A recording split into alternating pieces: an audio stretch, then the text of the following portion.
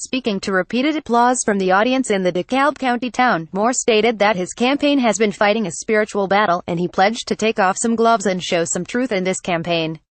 Moore sought to highlight the major policy differences between his own platform and that of his far-left opponent, Doug Jones. "Between me and my opponent, there are vast differences which the people of the state need to know," Moore stated. "I voted for Donald Trump. I voted for Jeff Sessions. He opposes President Trump's agenda and has publicly stated he would not have voted for Jeff Sessions." Moore called for the repeal of Obamacare, which he criticized as a bad healthcare system. "I want to open up the state borders for the competitive, free enterprise system," he added. When it comes to the hot-button issue of illegal immigration, Moore said that he supports the RAISE Act, also known as the Reforming American Immigration for Strong Employment Bill, which was introduced this year by Sens. Tom Cotton Rahr and David Perdue RGA. Moore said the bill would reduce the number of people coming into our country.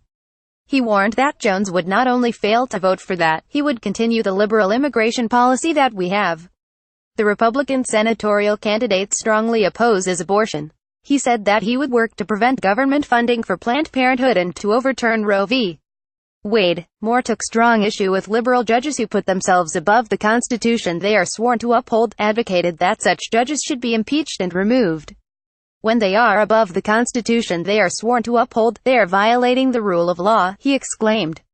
Moore spotlighted his military background, which includes serving as a commander in Vietnam and graduation from the United States Military Academy.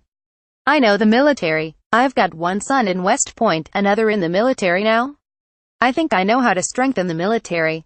And it isn't by transgender troops and opposing President Trump's ban on transgender troops in the military." Every seat inside the Henniger Event Center was taken, with an overflow crowd spilling outside the main entrance. Toward the end of his nearly 30-minute speech, Moore briefly alluded to the accusations of UAL assault and seeking inappropriate relationships with teenagers that have rocked his campaign.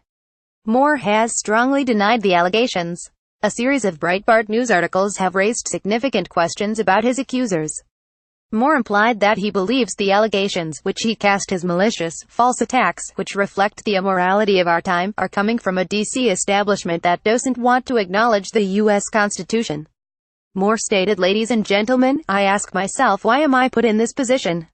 And I'm going to tell you. I have vowed that when I go to Washington, D.C., as a United States Senator to take acknowledgement of the Constitution and the God upon whom it was founded. They don't want to hear it. Politicians today are not out to serve. I'm not saying all. There are some good ones. But many of them are confused about the rule of law. They are confused about the Constitution, why it is there and what it is there for. And they certainly don't know how to talk about morality." He continued, "But I am going to take off some gloves and show some truth in this campaign. I am a fighter.